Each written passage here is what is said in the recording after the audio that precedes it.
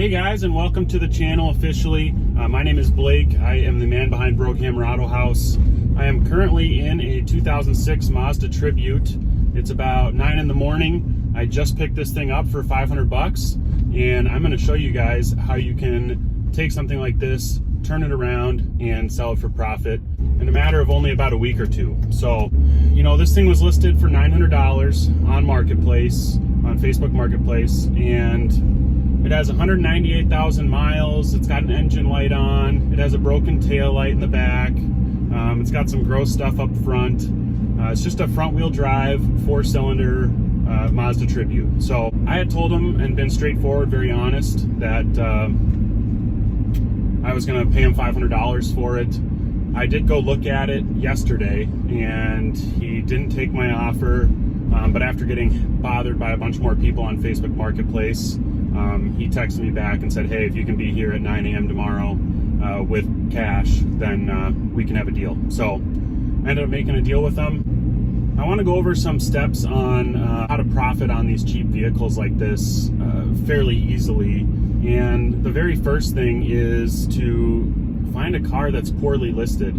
This car, for example, had very limited information. There was almost no description.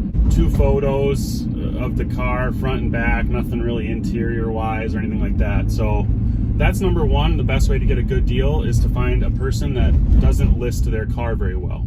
Step 2 on this is to wait for the right deal to come along. And looked at a couple, actually, oddly enough, looked at another Mazda Tribute that was down in the city about a week ago, and he was asking $800 for that one.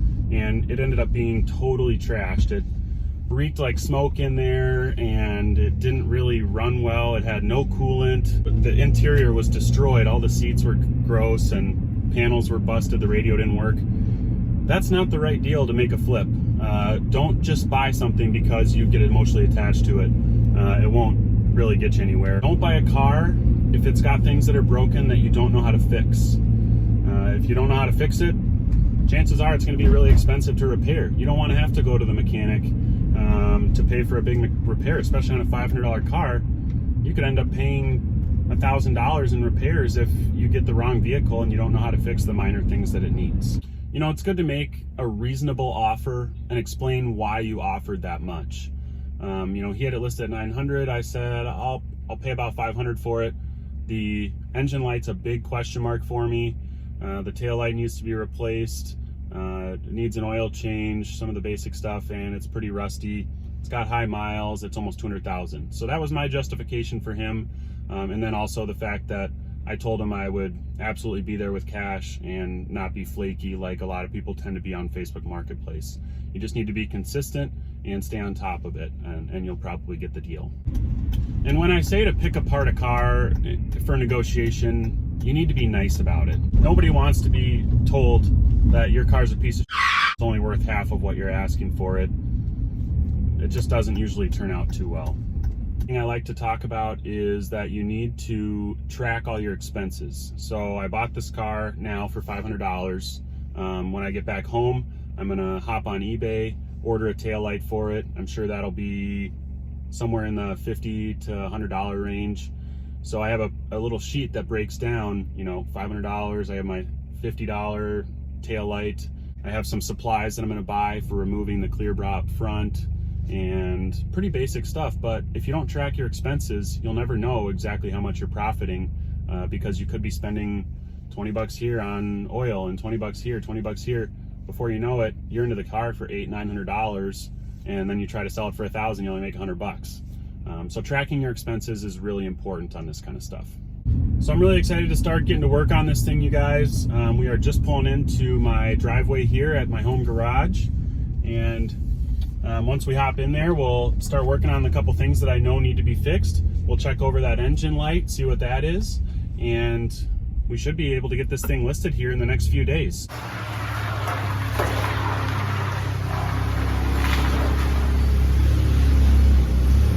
So we got it plugged in there, guys. The first code is showing a catalyst system efficiency below threshold.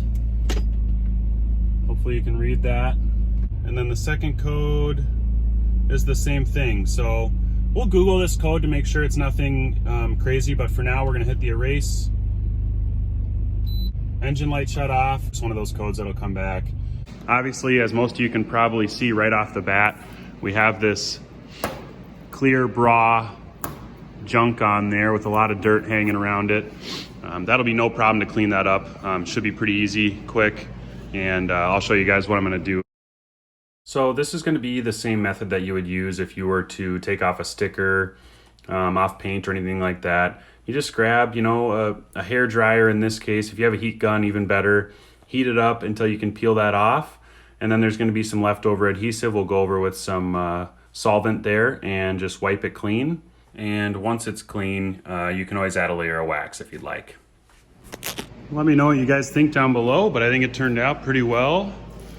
Drastically better than it was before. So I know this is an extremely basic repair here. We just need to replace this broken tail light. For those of you that haven't done it before, it's usually pretty simple. There's going to be 2 bolts. In this case, they're actually Phillips heads, front and bottom. And then there's always going to be a clip or 2 around on the back side here that you'll have to yank out. So knowing that this is Phillips here, I brought my handy dandy drill. So we're just going to go ahead and remove the lower bolt. Oops, grab that later. And normally there's, well, perfect example. You can see the clip has been broken off here. So obviously the new taillight will have that clip, so we'll get that removed. And then on the back side, just pull the whole bulb out, which is what I'm gonna do because we're replacing the whole entire taillight. This bulb's blown, so we will have to replace it. I don't know if you can see that or not. The filament is actually disconnected, so we'll get that replaced. We'll plug these bulbs in that we already have here into this, and we should be good to go. It should be plug and play, really simple. First things first, we'll do this top one here. All right, once they're all locked in there, we can just go ahead and line it up. I'm gonna jump up for a second. There's 2 clips on this other side here. We'll stab those in to their spots. Clip, clip, you hear that? And we just have these 2 screw holes here, and then we'll turn the lights on to give it a test.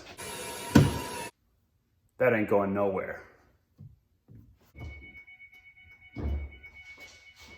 Everything's working real great on this now, so we'll go ahead, run a vacuum through the entire car, and then we're ready to get listing. All right, guys, well, that'll do it for today's video. Don't forget to keep an eye out for the next episode where we will be going through cleaning everything out of this thing, and then I'll be giving you guys some tips and tricks on how to properly list it so we can get the most out of it. The next video, it will end in the sale of the vehicle, so we'll see how long that takes, but it shouldn't take too long. We'll get it listed great, and we'll see you next time. Thanks, guys.